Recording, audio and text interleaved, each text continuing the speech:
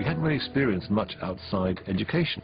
So I suppose in a way that's partly why we wrote more about, I suppose, fantasy lyrics, different situations about life rather than boy-girl things. I come from a sort of, public school background, very self-conscious, could never have expressed anything like that in a song in those days. So it was much easier to go back to kind of Greek myths and write things like that, So we plundered sort of Ovid and anybody else we could find, and we're all a bit the same, really.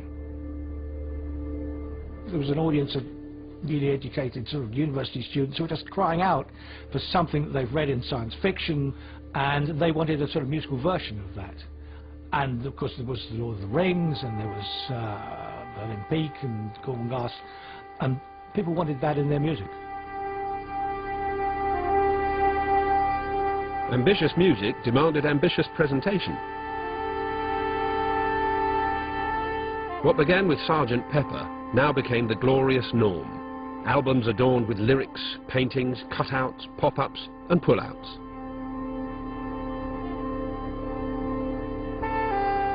The gatefold sleeve opened like a window onto brave new worlds and provided the perfect prop on which to roll a joint.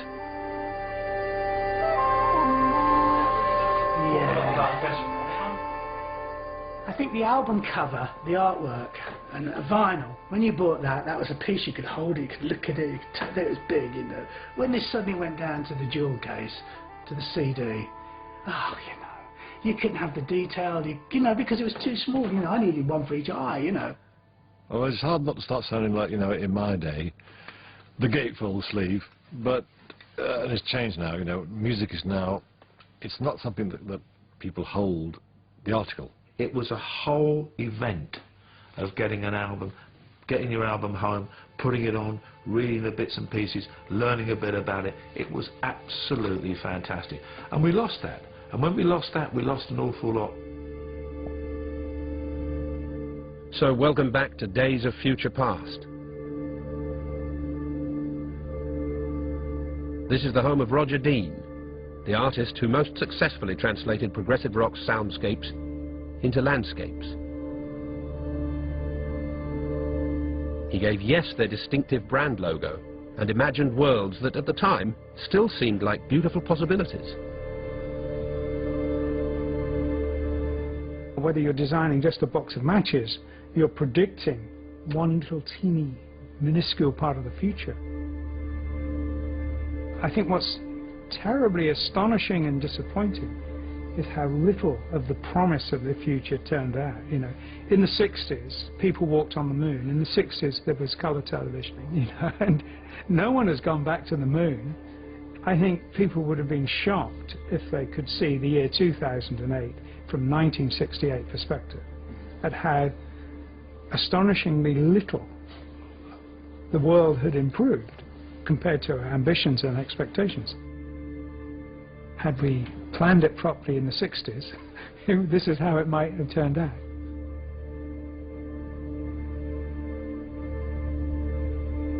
I try and find out what was motivating them to make the music and work on the same sort of ideas, if that was possible. It wasn't always possible, but sometimes it was.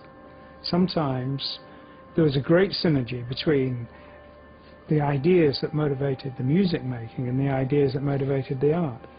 But it was not the music itself, it was the ideas behind it.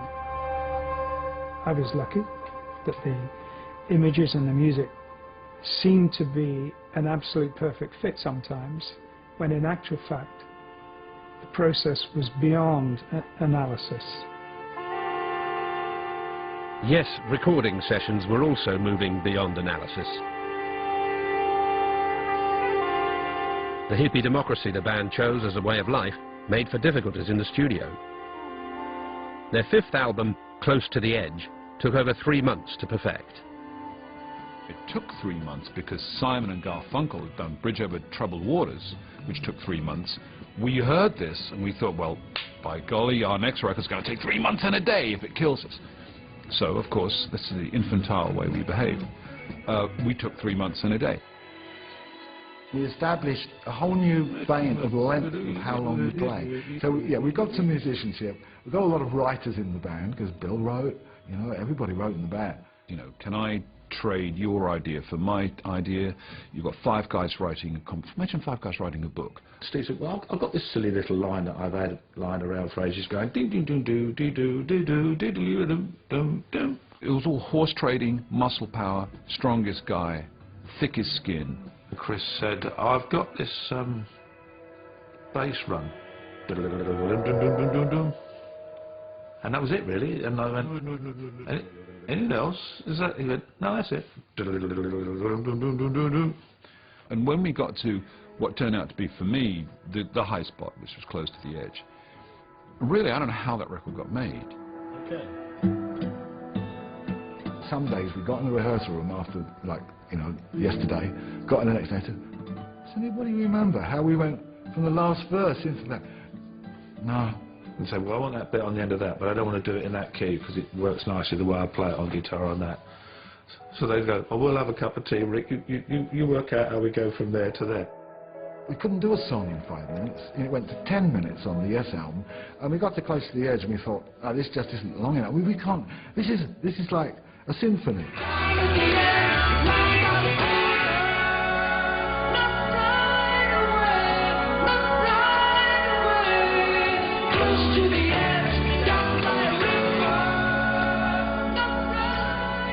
In those days there were 2 or 3 albums which weren't so good, getting you towards the winner, the one that the thing existed for, which was close to the edge.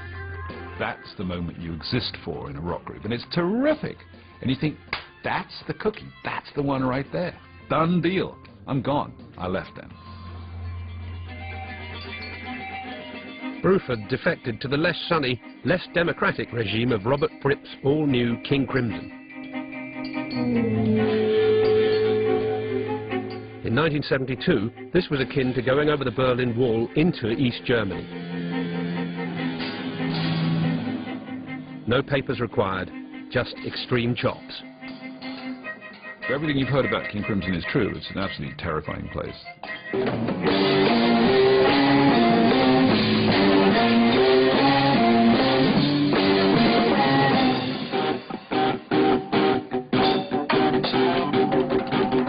Whatever you do before you join King Crimson, would you please not do it when you're in the band?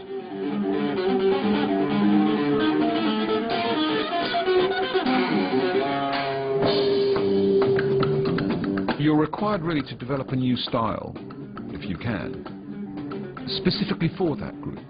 The implication being that you would play in that way in King Crimson and in King Crimson alone.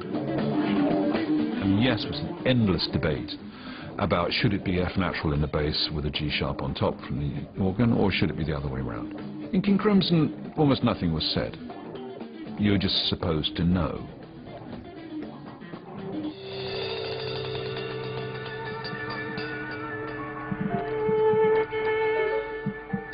Robert Fripp was a purist. Unlike the Jimmy Pages of rock, he didn't brandish the guitar like a phallus. His was more like a probe, an instrument of science, not sex. And to use it properly, you had to sit down. The very first few gigs we did, Robert didn't sit down. And he was very unhappy, because in rehearsals now he'd have his stool and his thing, you know. That was how he'd been taught. And Robert's very strict about when Robert hasn't how it should be, that's how it should be. And so eventually we just had to give him a stool because he was sulking. And he was so happy on that stool. And Robert's not a gyrator. Now I see, you know, he may be many things, but he's not a gyrator. And Robert's idea of sexy is to smile with his glasses. And Fripp wasn't alone. Sexual energy, the very lifeblood of rock and roll, was conspicuously absent from the prog rock stage.